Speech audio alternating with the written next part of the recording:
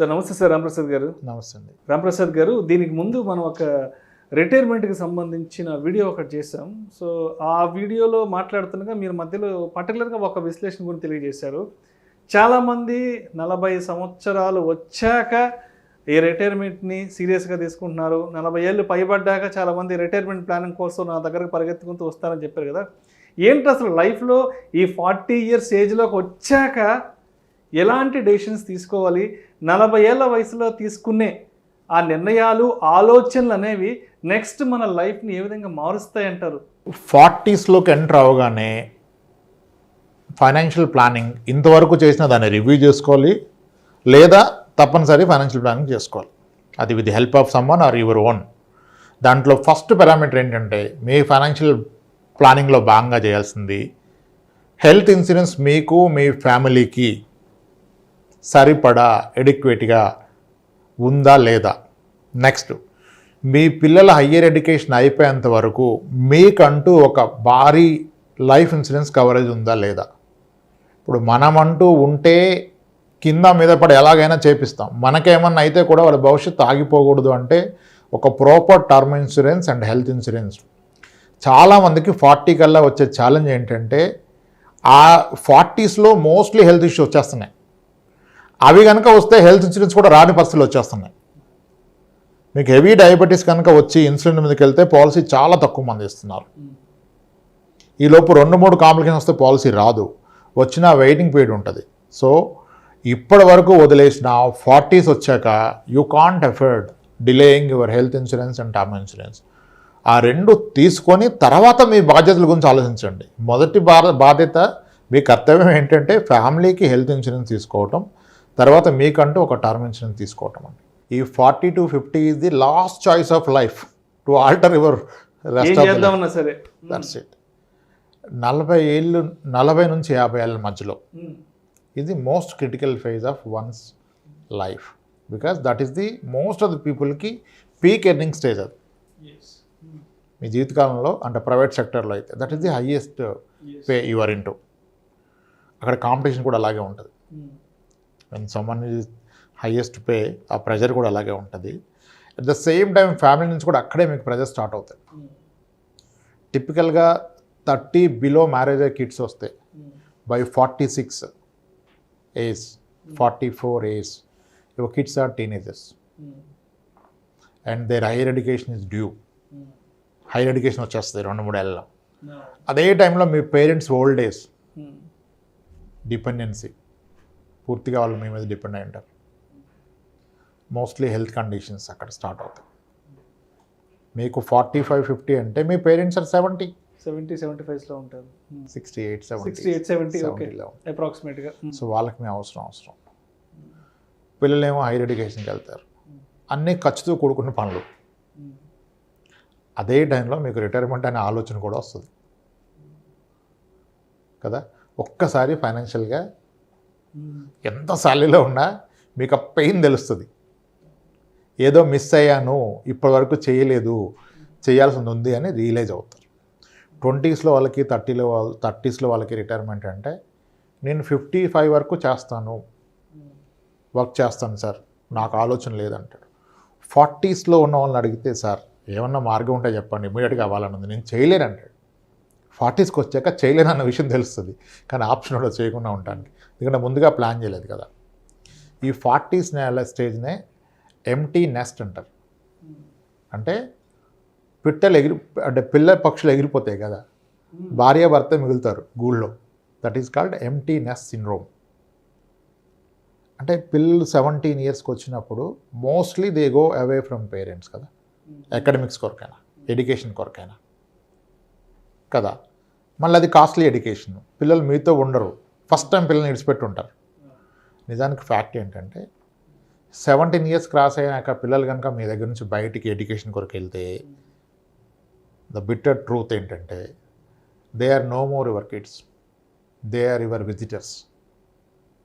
మీ బంధువులు అయిపోతారు వాళ్ళు. ఎందుకు? ఎడ్యుకేషన్కి ఒక్కసారి బయటకు వెళ్ళిన ఇంటికి వస్తాడా? ఓన్లీ హాలిడేస్కి వస్తాడు. హాలిడేస్కి వచ్చి కూడా ఎవడు బంధువే కదా. So your kids are no more your kids, they are your visitors. ఆ విజిటింగ్ కూడా వాళ్ళ అవసరాలకు వస్తారు. ఏ అవసరాలకి? మ్యారేజ్ ఒక అవసరం కదా, పేరెంట్స్ అనే క్యారెక్టర్స్ కావాలి. హాస్టల్కి హాలిడేస్ ఇస్తే ఎక్కడ ఉంటారు? హాస్టల్లో వచ్చేసి ఇంటికి వస్తారు. సో అప్పటి వరకేమో కిడ్స్ గురించి కొట్టుకుంటారు వైఫ్ అండ్ హస్బెండ్. అంటే నువ్వు వాడిని ప్యాంపర్ చేస్తావు, వీడిని ప్యాంపర్ చేస్తావు ఎక్కువగా అని. ఇద్దరు వెళ్ళిపోయాక రియాలిటీ తెలుస్తుంది, ఎవడేళ్ళకి ఫోన్ చేయడం, వీళ్ళే చేయాలి కదా. సో మళ్ళీ వాళ్ళ ఎడ్యుకేషన్ అంతా కాస్ట్లీ, దానికంతా మనీ సప్లై చేయాలి, పేరెంట్స్ సప్లై చేయాలి. ఇవన్నీ చూస్తూ ఉంటే ఈయనకి ఎనర్జీ సరిపోతుంది వర్క్కి. ఏమన్నా చేసి ఉంటే సాధించి ఉంటే బాగు అనిపిస్తారు. అందుకనే 40s కన్నా ముందే రిటైర్మెంట్ థాట్ రావాలి. 40sలో ఇన్ని వచ్చినప్పుడు ప్రయారిటీలో మీ రిటైర్మెంట్ వెనక్కి వెళ్ళిపోతుంది. కళ్ళ ముందు ఉంది ఎడ్యుకేషన్ కదా, ఎడ్యుకేషన్ డబ్బు పెట్టాలి. పేరెంట్స్ని చూసుకోవాలి. ఇంకా నీ రిటైర్మెంట్ ఎక్కడిది? అప్పుడు నీకు స్టోరీ అర్థమైపోతుంది. మా అంటే 40th ఇయర్ అంటే 40వ ఏట కనుక ఆలోచిస్తే అంతా ఉంటే next 15 years is what is in your hand. 15 నెలల్లో ఎన్ని చక్కబెట్టాలి? పిల్లల చదువులు, పిల్లల పెళ్ళిళ్ళు, తల్లిదండ్రుల ఆరోగ్యం, ఇవన్నీ. కాబట్టి 40s ఈజ్ మోర్ క్రిటికల్. ఈ 40sలో వచ్చేదాన్ని ముందుగానే ఆలోచించుకుంటే బెస్ట్. అందుకనే చెప్తాం, ఫస్ట్ సాలరీ రాగానే ప్లాన్ చేసి రిటైర్మెంట్ గురించి, మ్యారేజ్ అవ్వగానే కిడ్స్ ఒక హైయర్ ఎడ్యుకేషన్ గురించి ప్లాన్ చేసుకోవాలి. అంతేగాని అది దగ్గరకు వచ్చాక ప్లాన్ చేయొద్దు. ఇప్పుడు ఎవరైతే కిడ్స్ ఎడ్యుకేషన్ గురించి ముందుగా ప్లాన్ చేస్తారో, పిల్లలు పుట్టినప్పటి నుంచి వాళ్ళకి ఒక క్లారిటీ ఉంటుంది. ఇప్పుడు లెటెస్ ఇప్పుడు 0 ఏజ్ బిలో 1 year ఉన్న కిడ్కి వాళ్ళ ఫాదర్ ప్లాన్ చేస్తున్నాడు హైయర్ ఎడ్యుకేషన్ అనుకోండి. Father age 30, kid age 1 year. ఇప్పుడు హైయర్ ఎడ్యుకేషన్ అంటే எனக்கு అర్థమైపోయింది 16 ఏళ్ళ తర్వాత 17 ఏళ్ళ తర్వాత వస్తుంది, అంటే +2 అయిపోయాక. దానికి నేను ప్లాన్ చేశాడు. ఏమనుకున్నాడు, వీడికి చదివినా చదవకపోయినా, అంటే వీడికి చదువు అబ్బినా అవ్వకపోయినా ఒక మంచి ప్రీమియర్ ఇన్స్టిట్యూట్లో అయితే సీటు కొంటాను, మేనేజ్మెంట్ కోటా అని ఫిక్స్ అయిపోయాడు. ఇప్పుడు మేనేజ్మెంట్ కోటా అంటే ఇంజనీరింగ్ అనుకుందాం example, Belur institute, SRM, BITS Pilani, IIIT, వీటిలో మీకు పేమెంట్ కడితే పేమెంట్ సీట్ వచ్చేస్తుంది. ఈరోజు వాటిలో ఫీజు ఇంచుమించుగా 20 లక్షలు ఉంది 4 years కలిపి. మరి ఇప్పుడు 20 లక్షలు ఉంటే 16-17 ఏళ్ళ తర్వాత 20 లక్షలు ఉంటుందా? ఉండదు కదా. ఎడ్యుకేషన్ ఇన్ఫ్లేషన్ అట్లీస్ట్ 8% వేసుకోండి, 8% వేసుకోండి. 8 వేసుకున్నా మీకు 16 ఏళ్ళకి ఇప్పుడు ఉన్నదానికి 4 రెట్లు పెరుగుతుంది. 4 రెట్లు పెరుగుతుంది. అంటే ఇప్పుడు 25 లక్షలు ఉంటే ₹1 కోటి అవుతుంది. Then where is the plan for 1 crore? ఈరోజు ప్లాన్ చేస్తే రాబోయే 16-17 ఏళ్ళలో 1 crore కావాలంటే ప్రాబబ్లీ మ్యూచువల్ ఫండ్ లాంటి ఇన్స్ట్రుమెంట్ తీసుకుంటే నెలకి 15,000 16,000 సరిపోతుంది. ఈరోజు ఆలోచన వస్తాయి. కానీ మీకు 40 ఏళ్ళు వచ్చాక, మీ పిల్లోడికి 14 ఏళ్ళు వచ్చాక ఆలోచన వస్తే అప్పుడు కూడా ₹1 కోటి. కానీ ₹1 కోటి 4 ఏళ్ళలో కూడబెట్టలేరు కదా. అక్కడ మీరు కాంప్రమైజ్ అవుతారు. అప్పుడు ఎవరు నేను తప్పు చేసా ముందుగా ప్లాన్ చేయలేదని చెప్పాడు. నాకున్న దాంట్లో నేను బెస్టే చేశాను అంటాడు. చదివేవాడు ఎక్కడున్నా చదువుతాడు అంటారు. ఎప్పుడు? పెట్టండి డబ్బులు లేనప్పుడు కదా. అంటే మనం తప్పు పట్టట్లేదు. ప్లాన్ చేస్తే పెట్టగలిగే వాళ్ళు ఏమో ఆలోచించుకోండి అని చెప్తున్నాను. ముందుగా ప్లాన్ చేస్తే చదివేవాళ్ళు ఎలాగో చదువుతారు, చదివేవాళ్ళు పేరెంట్స్ లేకపోయినా చదువుతారు. కానీ పేరెంట్స్ సపోర్ట్ చేస్తే, ఇప్పుడు ప్రీమియర్ ఇన్స్టిట్యూట్ చదివిన వాళ్ళంతా వేరే రెగ్యులర్ కాలేజీలో నార్మల్ కాలేజ్ చదివిన తెలివైన వాళ్ళ కాదు, వాళ్ళ పేరెంట్స్ తెలివైన వాళ్ళు. సో అదే పేరెంట్స్, అది మన బాధ్యత వాళ్ళ హైయర్ ఎడ్యుకేషన్ గురించి. అది ఈరోజు ఆలోచించుకోవాలి. చాలామంది చెప్తారు హైయర్ ఎడ్యుకేషన్ ప్లాన్ చేస్తాను సార్ అంటాడు. ఎంత అంటే ఒక 15 లక్షలు సార్, 20 లక్షలు సార్ అంటాడు. 20 దేనికి? ఒక రిఫరెన్స్ పాయింట్ తీసుకుంటే మీకు అర్థమవుతుంది ఎంతకు ప్లాన్ చేయాలో. ఆ రిఫరెన్స్ లేకుండా ప్లాన్ చేస్తే మీకు అర్థమవుతుంది.